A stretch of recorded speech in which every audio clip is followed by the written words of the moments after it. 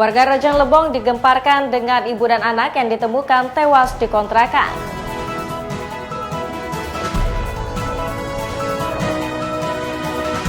Suasana haru pelepasan jemaah calon haji asal Bengkulu.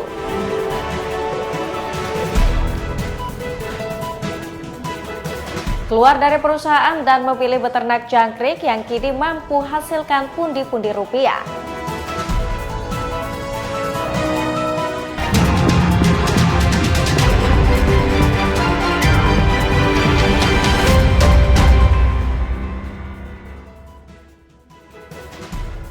Selamat pagi saudara, senang sekali kami kembali hadir mengisi ruang informasi Anda. Sejumlah informasi penting dan menarik telah kami siapkan. Bersama saya Kairani Andita, Anda menyaksikan Kompas Bengkulu di Kompas TV Independen Terpercaya.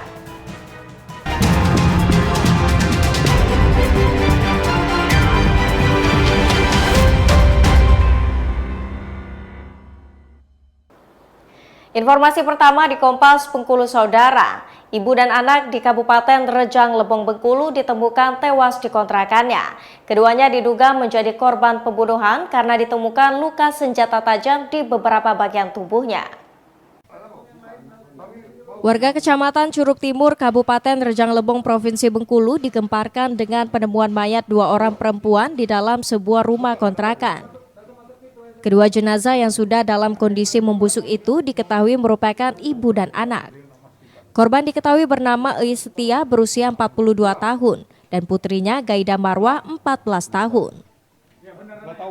Dari hasil pemeriksaan awal, keduanya diduga menjadi korban pembunuhan karena ditemukan adanya luka sayatan senjata tajam di bagian leher korban. Korban ditemukan di lokasi terpisah. Sang ibu ditemukan di ruang tengah kontrakan, sementara anaknya ditemukan di dalam kamar. Penemuan mayat ibu dan anak ini bermula dari warga yang curiga korban sudah beberapa hari tak keluar kontrakan dan mencium aroma tidak sedap dari dalam kontrakan. Dan modus kita belum mengetahui, nanti akan kita pelajari. Untuk ini dugaan sementara seperti apa ini Pak? Untuk sementara kita belum bisa dugaan karena kita belum meminta keterangan daripada saksi-saksi. Nanti setelah kita minta keterangan saksi-saksi yang dekat dengan TKP tempat kejadian, nanti kita akan konfirmasikan. Ditemukan luka-luka Pak? Ditemukan sementara korban luka-luka ada di lehernya. Luka juga Pak, berapa lama meninggal? Diperkirakan kalau melihat jenazah tersebut 2 atau 3 hari. Pak Kasih, anaknya luka-luka juga Pak Kasih? Sama, luka-luka di bagian leher. Di leher juga Pak Kasih? Dari hasil penyelidikan sementara, kedua korban diduga telah meninggal dunia lebih dari 2 hari sebelum ditemukan. Penyelidikan mendalam kini dilakukan Polres Rejang Lebong. Bayazir Al-Raihan, Kompas TV Bengkulu. Seorang buruh harian di Kota Bengkulu ditangkap polisi karena terlibat jaringan peredaran narkoba. Tak tanggung-tanggung dari tangan pelaku, disita 54 paket sabu siap edar. Penangkapan pelaku berawal dari informasi mengenai adanya transaksi narkoba di kawasan Sawah Lebar, Kota Bengkulu. Subdit 2 Ditres Narkoba Polda Bengkulu kemudian bergerak dan menangkap pria yang bekerja sebagai buruh harian lepas dengan total barang bukti sebanyak 54 paket sabu siap edar. Dari hasil pemeriksaan polisi, pelaku merupakan residivis kasus serupa. Dalam jaringan ini, pelaku berperan sebagai kurir yang mengantarkan paket sabu ke pembeli. Jaringan peredaran narkoba ini kini dalam pengejaran Ditres Narkoba Polda Bengkulu. Gambarnya yang ada 46 paket yang diamankan pertama, dari satu juga yang diamankan dalam waktu meletakkan untuk dijual kepada pemesan. Kemudian 1 unit handphone dan 1 unit sepeda motor. Kini pelaku harus kembali mempertanggungjawabkan perbuatannya. Ia dijerat Undang-Undang Narkotika dan terancam pidana 20 tahun penjara. Gilang Triwibisono, Kompas TV Bengkulu. Mahasiswi salah satu perguruan tinggi di Kota Bengkulu harus berurusan dengan hukum lantaran nekat menggelapkan 8 unit motor milik temannya sendiri. Pelaku mengakui terpaksa melakukan hal tersebut dikarenakan terlilit hutang arisan.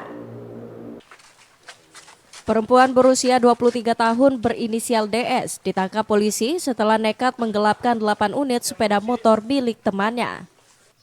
Modusnya pelaku menyewa kendaraan dengan alasan hendak berpergian keluar kota. Namun setelah batas waktu yang ditetapkan berakhir, pelaku tak kunjung mengembalikan motor yang disewakannya. Modus seperti itu terus dilakukan pelaku hingga 8 temannya menjadi korban. Motor-motor tersebut nyatanya digadaikan pelaku melalui media sosial sebesar 3 juta rupiah per kendaraan. Di hadapan penyidik, pelaku mengakui nekat berbuat pidana dikarenakan terlilit utang.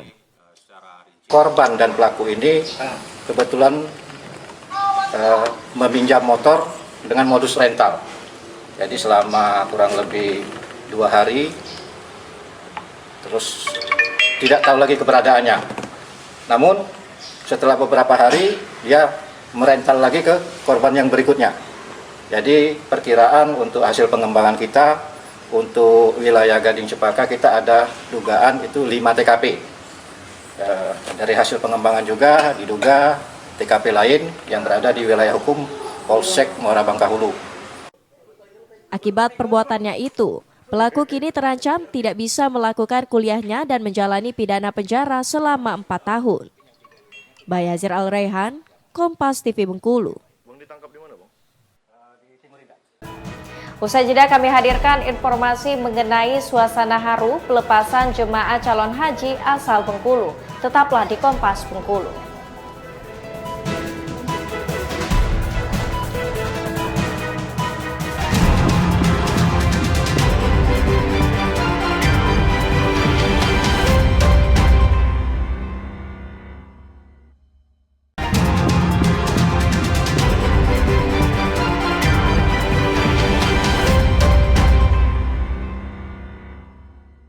لبيك اللهم لبيك لبيك لا شريك لك لبيك إن الحمد والنعمة لك والملك لا شريك لك.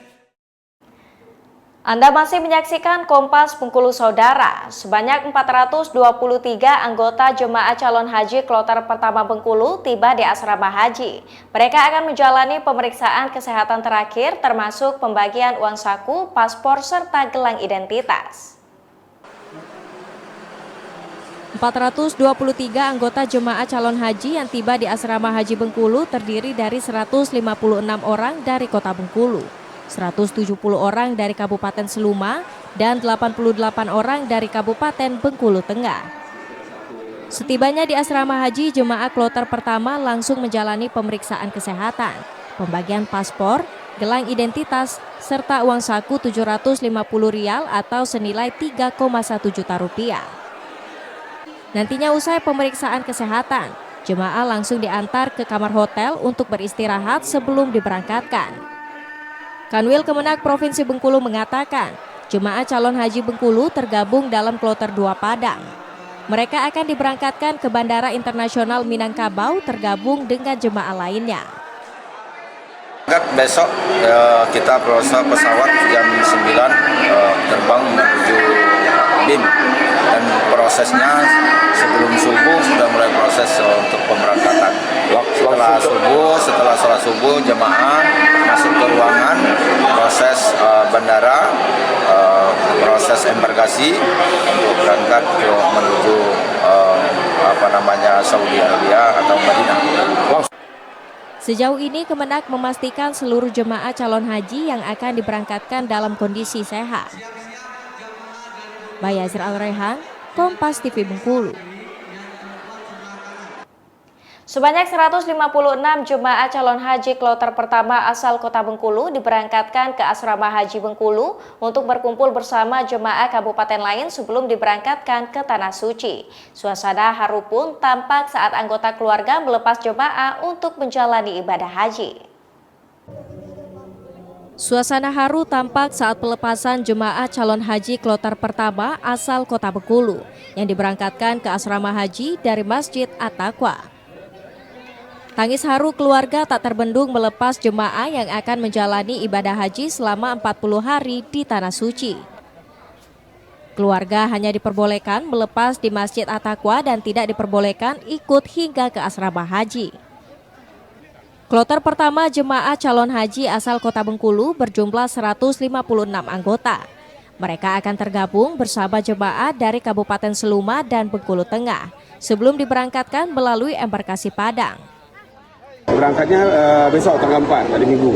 Jadi berangkatnya juga di jam yang sama, 7.30. Jadi nanti untuk hari ini kita begitu dia masuk asrama, prosesnya adalah pemeriksaan kesehatan akhir, pembagian hak-hak jamaah seperti living cost, gelang, paspor, kemudian boarding pass dan lain-lain.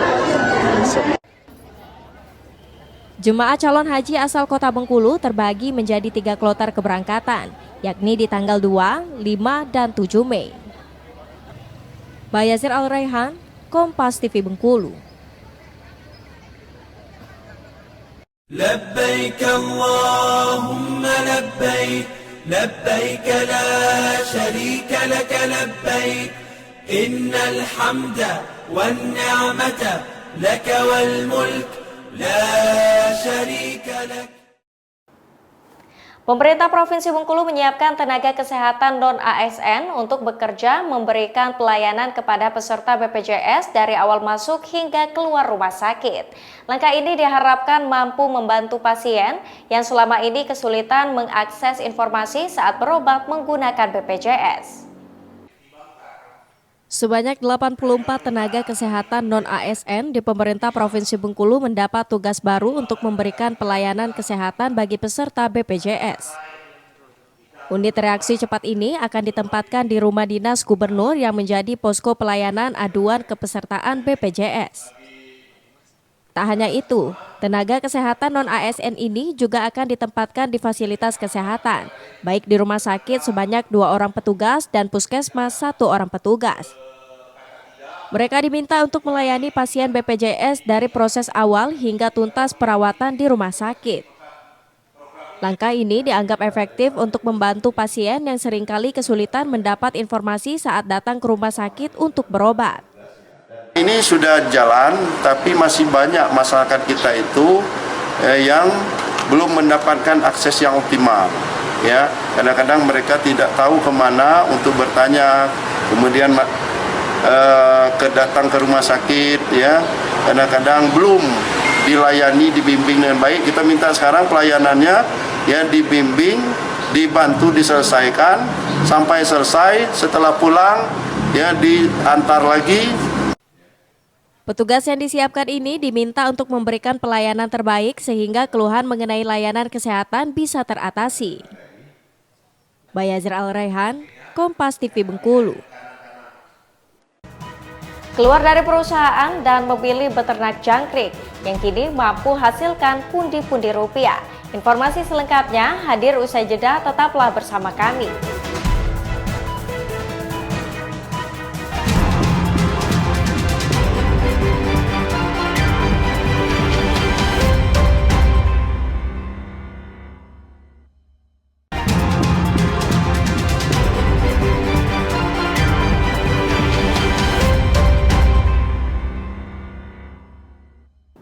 Terima kasih Anda masih menyaksikan Kompas Bengkulu di Kompas TV Independen Terpercaya.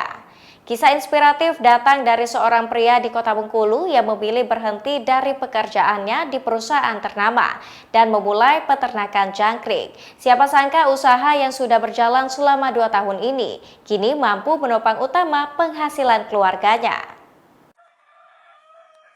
Ika Ragustian, warga Kelurahan Padang Nangka, Kota Bengkulu, sudah 2 tahun menghabiskan waktunya di rumah. Bukan tak bekerja, Ika yang dulunya pegawai swasta di salah satu perusahaan ternama memilih banting setir menjadi peternak serangga jangkrik. Bermula dari kejenuhannya bekerja di perusahaan, Ika kemudian mantap memutuskan untuk berhenti dan memulai usaha sendiri. Sempat kebingungan memilih usaha yang cocok. Tanpa sengaja, ia justru mendapat ide membuka peternakan jangkrik, memanfaatkan perkarangan rumahnya. Setelah dijalani, Ika mulai menyadari bahwa masa panen dan perputaran uang di peternakan jangkrik terbilang cepat. Jatuh bangun pun dilalui selama 2 tahun. Ika kini sukses jadi peternak jangkrik. Beternak serangga jangkrik diperlukan ketelitian dan fokus agar mendapat hasil maksimal. Di pagi hari, jangkrik wajib diberi pakan campuran yang sudah diracik. Saat siang hari, bedeng jangkrik disemprotkan air agar menjaga kelembaban serta sumber minuman. Selain itu, jangkrik juga harus dijaga dari cicak yang jadi hewan predator. Setidaknya dibutuhkan waktu selama 30 hari untuk jangkrik bisa dipanen dan dijual sebagai pakan burung dan ikan. Pas berhenti dari kerja swasta dulu, karyawan, jadi belajar dari kawan terdekat, nanya, tergiurlah dengan jangkrik, karena jangkrik posisinya sebulan sekali panen, jadi cepat putaran duitnya. Jadi terjun di situ mulai sekitar 2 tahun. 2 tahun baru ini, dulu baru nyoba baru 2 kotak kan. 2 kotak, 3 kotak, jadi nambah. Setiap kali panen, Ika mampu menghasilkan puluhan kilogram jangkrik dengan harga jual Rp50.000 per kilogram. Kini, Ika berencana mengembangkan usaha jangkriknya sehingga mampu menyerap tenaga kerja warga sekitar. Bayazir Al-Raihan, Kompas TV Bengkulu. Limbah plastik seringkali dianggap sesuatu yang tidak bermanfaat, namun tidak di tangan Imam Sapardi, warga Kelurahan Betungan, Kota Bengkulu. Sampah plastik bisa diolah jadi bahan bakar minyak setara Dexlite. BBM ini pun sudah digunakan oleh sejumlah pabrik pengolahan tahu dan mesin diesel di Bengkulu. Sampah plastik menjadi permasalahan serius karena menimbulkan keresahan dan butuh ratusan tahun agar bisa terurai. Hal inilah yang membuat Imam Supardi, warga Kelurahan Betungan, Kota Bengkulu, berinisiatif mengubah sampah plastik menjadi sesuatu yang bermanfaat. Dengan mengeluarkan biaya pribadi, Imam lantas membuat bank sampah di Kelurahan Betungan dan membeli alat pengolahan limbah plastik. Proses pengolahan sampah menjadi BBM dimulai dari pemilihan sampah plastik yang dibeli dari pengepul, kemudian dipilih dan dimasukkan ke dalam tangki pembakaran. Pembakaran 50 kg sampah plastik selama 10 jam menghasilkan 40 liter BBM jenis Petasol. Alhamdulillah sudah 1 tahun lebih kami di Bank Sampah Perjuangan Lingkungan ini secara kontinu tetap memproduksi bahan bakar alternatif dengan bahan baku dari sampah plastik yang non ekonomis kayak kantong kresek atau bungkus makanan yang memang non aluminium foil. Per hari 50 kilo. Jadi kalau 1 hari estimasinya sekitar 1 ton sampah plastik itu bisa kami kelola dengan menghasilkan sekitar 400-an liter sampah bahan bakar alternatif atau setara solarnya BBM-nya. BBM yang dihasilkan dari pengolahan sampah plastik ini sudah melalui uji remigas oleh peneliti Badan Riset dan Inovasi Nasional BRIN. Hasilnya BBM Petasol ini memiliki kandungan setara Dexlite dengan nilai oktan yang lebih tinggi, sehingga aman digunakan kendaraan bermesin diesel. Produk Petasol ini sudah ciptanya sudah dilindungi juga oleh undang-undang. Kemudian untuk perlindungan konsumen kita sudah melakukan uji itu di Remigas. Jadi sudah diakui ujinya itu dan berdasarkan pengujian dari Remigas ini sudah setara dengan Dexlite. Jadi nilai oktannya itu sudah lebih tinggi daripada Dexlite. Jadi sudah memenuhi standar sebagai bahan bakar. BBM jenis Petasol ini kini biasa digunakan untuk bahan bakar di sejumlah pabrik pengolahan tahu dan digunakan terbatas untuk mesin diesel. Bayazir Al-Raihan, Kompas TV Bengkulu. Informasi tadi menjadi akhir Kompas Bengkulu Saudara. Saya Khairani Andita, pamit undur diri. Terima kasih, sampai jumpa. Kompas TV, independen, terpercaya.